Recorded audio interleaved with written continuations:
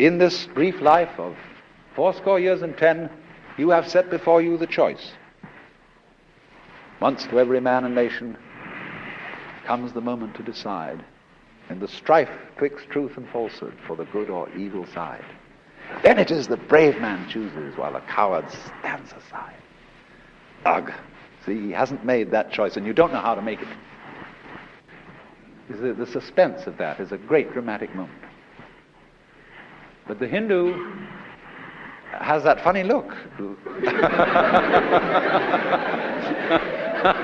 which says, huh?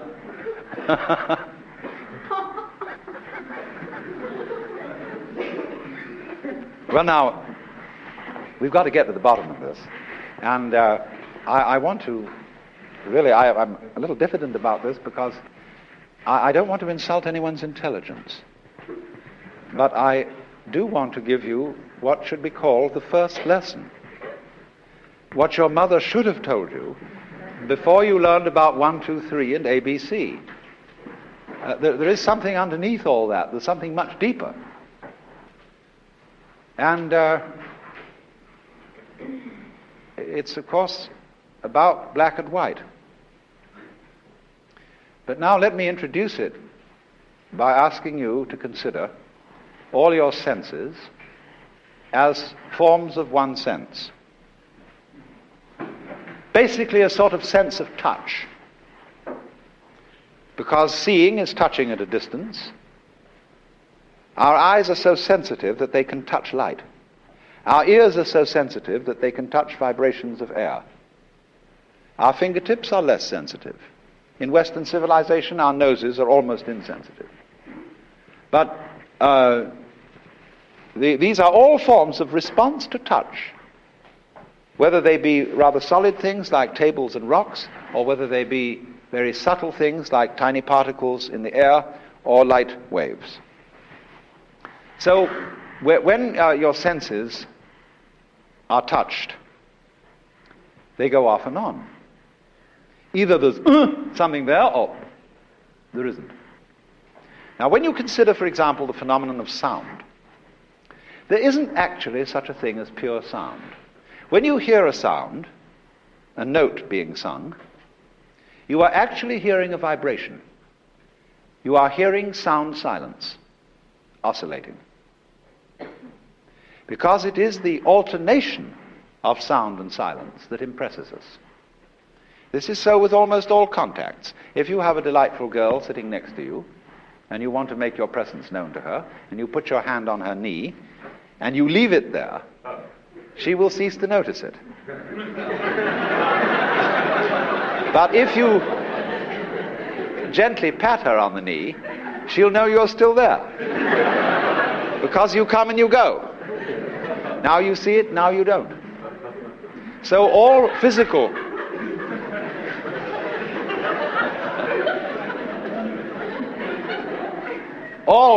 manifestations are in this sense vibratory. They are pulses.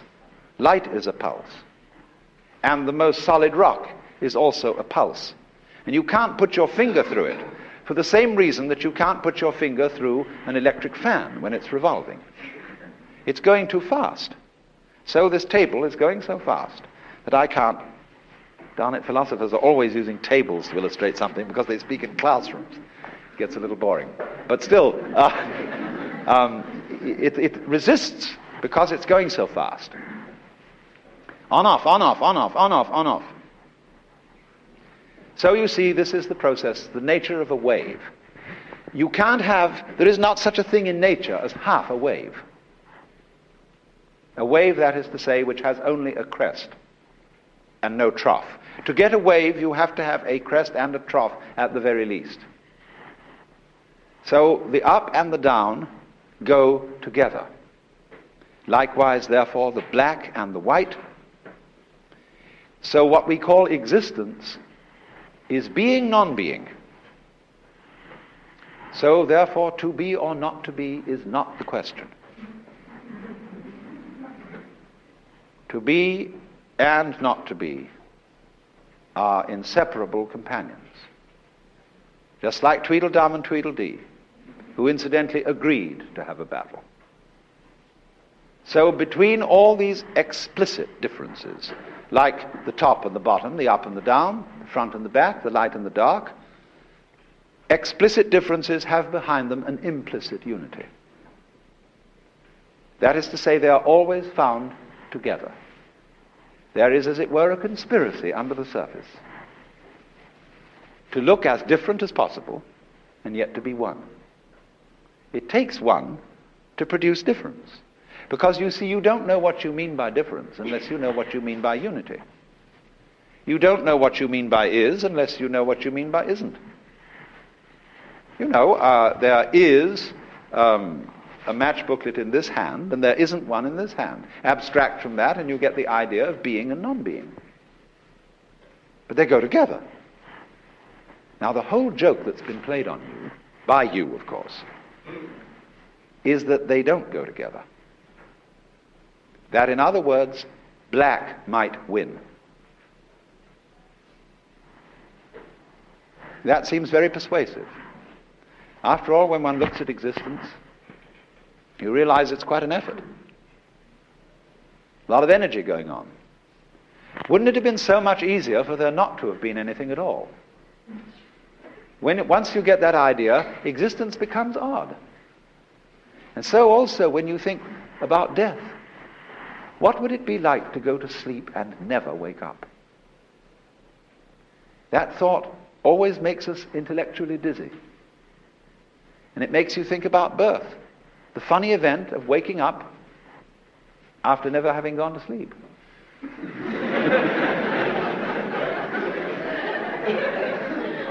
And there's something distinctly spooky about that.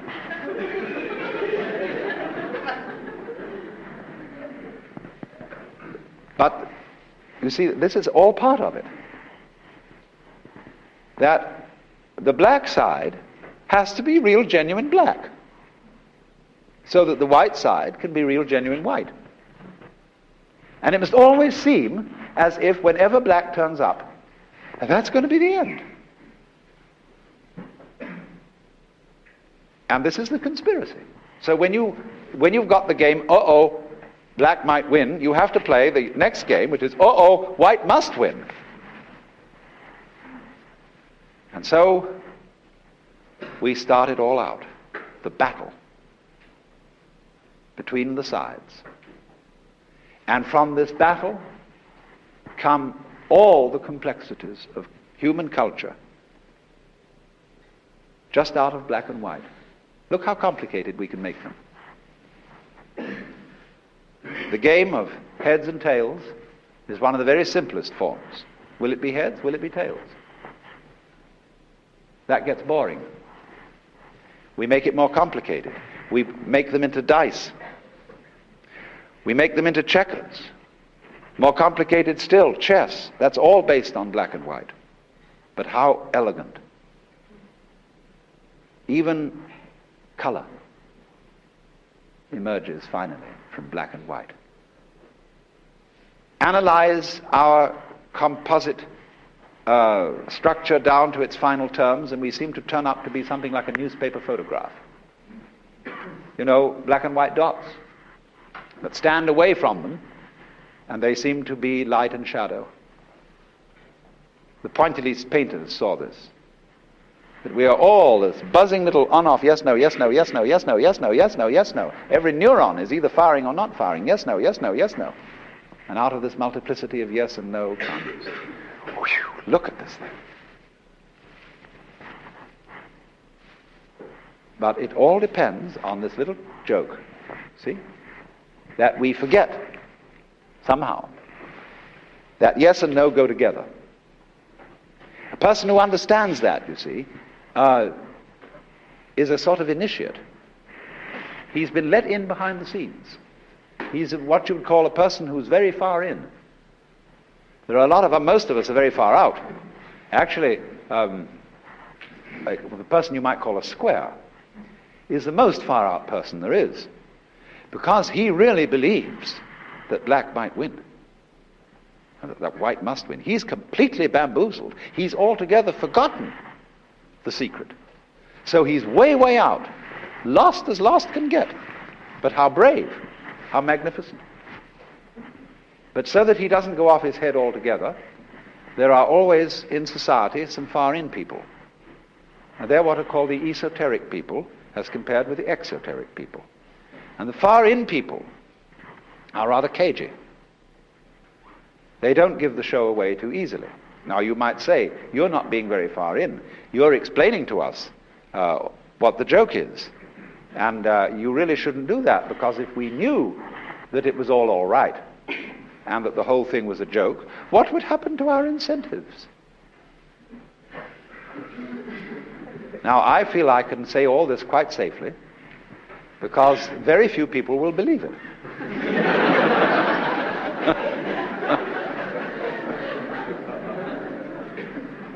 Because it's very difficult to believe. The other position, that black might win, is marvelously persuasive. So maybe in this audience there might be a few people who would understand, and then our anxiety is, will such people stop the show? Will they suddenly become inert, be enemies of progress, or become frankly immoral because, you want to obliterate someone, and after all they're not serious, they're just a mask of God, which is the same as you are. You can just push them out of the way, it doesn't matter. Will they get like that? Well, there's always a gamble, you see. The whole thing is a gamble. And there's always danger. Every good thing in this world is dangerous. The moment you teach a child how to walk, you give it the capacity to kick its mother. The moment you have fire to warm yourself and to cook with, you have the possibility of destruction. There is no way around danger. So, of course, a person who was, in the highest sense of the word, disenchanted, you see, that it's a marvelous word, because it has a positive meaning as well as the usual negative one. To be enchanted is to be spellbound, to be fascinated, like a chicken with its nose on a chalk line. So the actor who is really involved in playing the world is fascinated. He is enchanted by his own spell. Spell, in the beginning was the word. Do you see? The chant. So to be disenchanted is to suddenly recover from a state of auto-hypnosis, to wake up. That's why a Buddha means, from the Sanskrit word bud, to waken, to be awakened. A Buddha is one who has woken up and who knows, my goodness, it's all a dream. But what a magnificent dream. Beautiful, see? A great work of art. Art in the highest sense. Maya, as the Hindus call the world, as well as Leela. Maya means, very roughly, illusion, but it means a lot more besides. It means magic. It means art. It means creative power. It means construction. From a root word, mater, to lay down the foundations of a building. Hence our word, meter. Measure. Metric. And also matter. Does it matter? Means,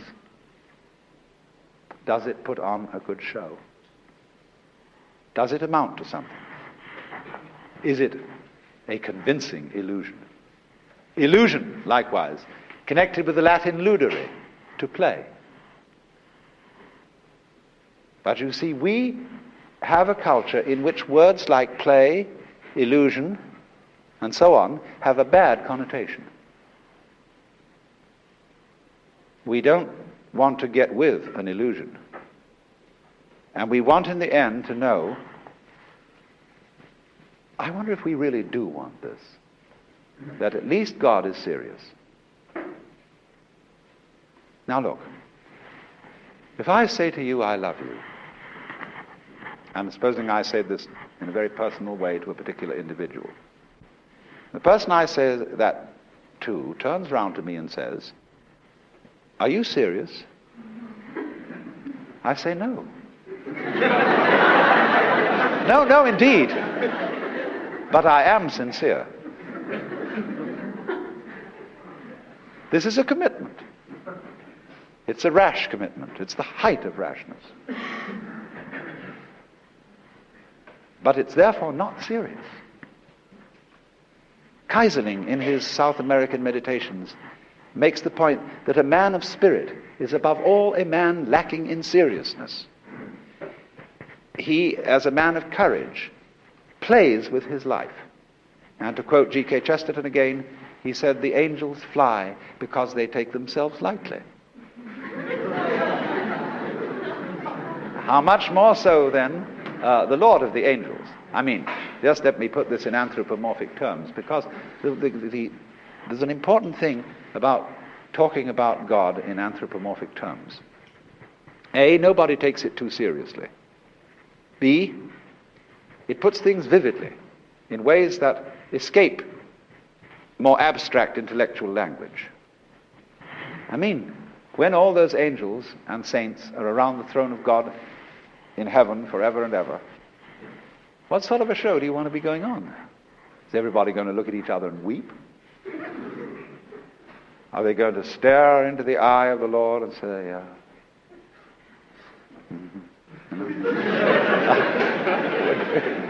Dante, in the Paradiso, describes the hymn of the angels, and he says it is like the laughter of the universe. In other words, they sing Alleluia, Alleluia, Alleluia. And what the devil does that mean? It doesn't mean anything, except it's a kind of celestial whoopee.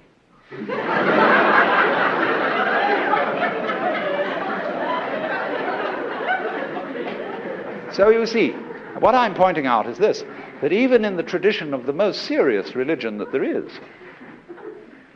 the one that really takes life seriously, because there's the possibility of ultimate tragedy, even in this most serious religion, its mythological forms, its symbology, gives a little tweak to give away the show.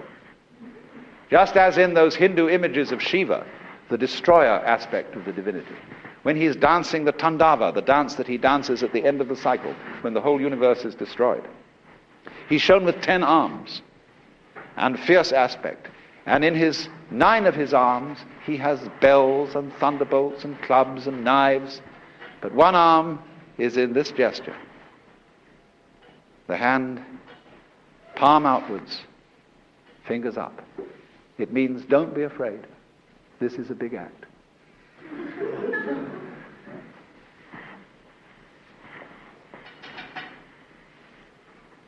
So you see, the notion of the world as playful is, I think you may agree, the only finally workable and rational solution to our predicament. There is always, of course, the chance that it might not be. There is indeed the chance that you may wake up to find yourself everlastingly damned, or that you may never wake up at all. I don't know what that would mean, except nobody would ever know whether it was serious or wasn't.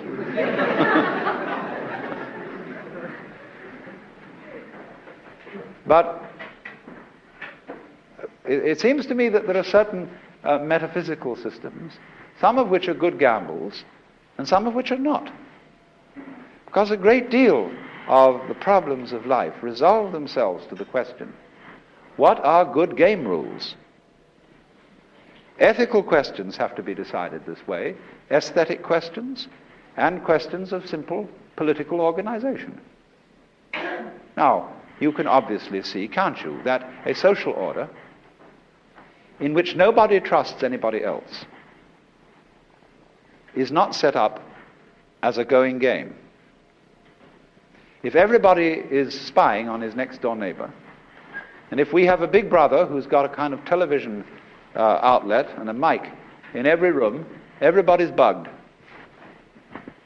And that's no game, because the poor old big brother can't even take a walk in the park, because he's got to sit there watching everybody. The Hindus worked this out in a book called the Arthashastra. where it is a manual of operations for the perfect tyrant. And it gives minute instructions how to hedge himself in with rings like the rings of a spider's web. How he gets the different ranks of his courtiers and advisors, he puts them all at enmity with each other, so that they will all spy on each other and all report on each other. And then right in the center, he lives in the super protected room, where he has guards, but other guards watching those guards. And he has a secret exit out from the middle that goes somewhere down to the river where he's got a fast speedboat waiting. And on the way out, there's a keystone he can pull and make the whole palace collapse. Now here is a man living in perpetual paranoia. He can't even sleep. He has to have some varlet taste his food for him to be sure it isn't poisoned. He's the maximum non-trust. And this is a non-workable system.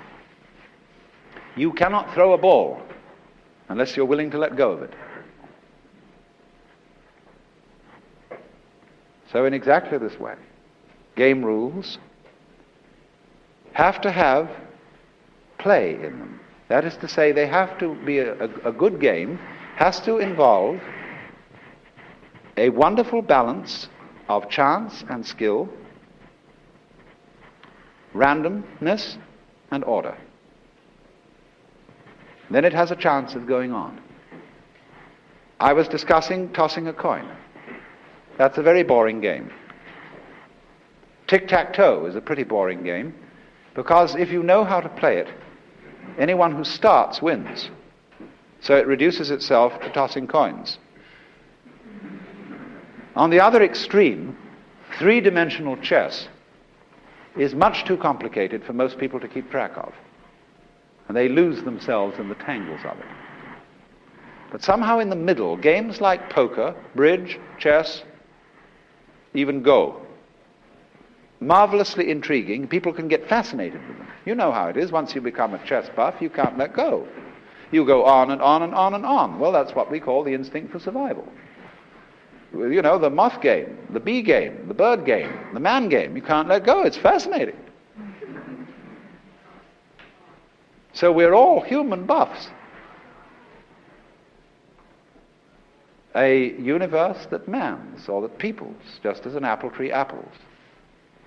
And the apple tree apples so as to go on appling, because appling is great.